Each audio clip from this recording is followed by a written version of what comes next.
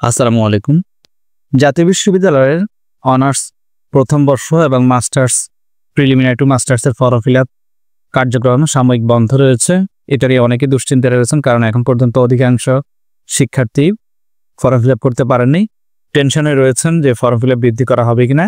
তো এই বিষয়ে জাতীয় বিশ্ববিদ্যালয়ের অফিসিয়াল ওয়েবসাইটে নোটিশ প্রকাশ করা হয়েছে, তাই আপনাদের টেনশনের কিছু নেই। তা আমি আপনাদেরকে দেখাচ্ছি নোটিশটি।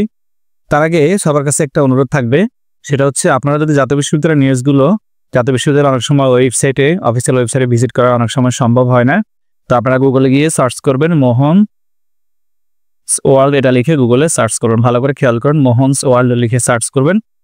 সার্চ করলেই প্রথম যে ওয়েবসাইটটি দেখতে পাচ্ছেন জাতীয় বিশ্ববিদ্যালয়ের নোটিশ mohonsworldnu.com, এই ওয়েবসাইটে চলে যাবেন। এই ওয়েবসাইটে গেলে আপনি জাতীয় বিশ্ববিদ্যালয়ের সর্বশেষ সকল নোটিশ আপনি এখানে পেয়ে যাবেন।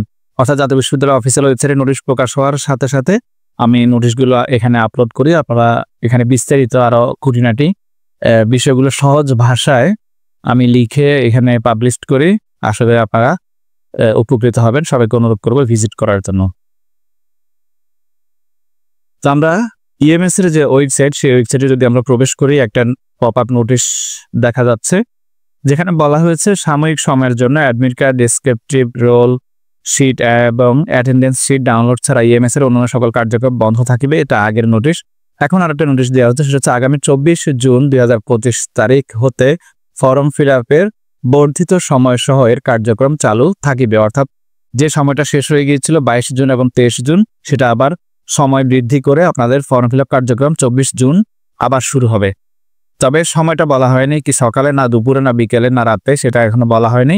তো আপনারা আগামীকালকে লগ ইন করার চেষ্টা করবেন, আশা করি পারবেন। যদি কালকে না হয় বা কালকে ফর্মটা পূরণ করে আপনারা পরশু কলেজে জমা দিয়ে ফর্ম ফিল আপ কার্যক্রমটা সম্পন্ন করতে পারবেন। সম্ভব হলে ভিডিওটি শেয়ার করবেন, যেন অন্যান্য যে পরীক্ষার্থী বা শিক্ষার্থী যারা রয়েছে ফর্ম ফিল আপের জন্য অপেক্ষা করছে তারাও জানতে পারবে। সবাই ভালো থাকবেন। আল্লাহ হাফেজ।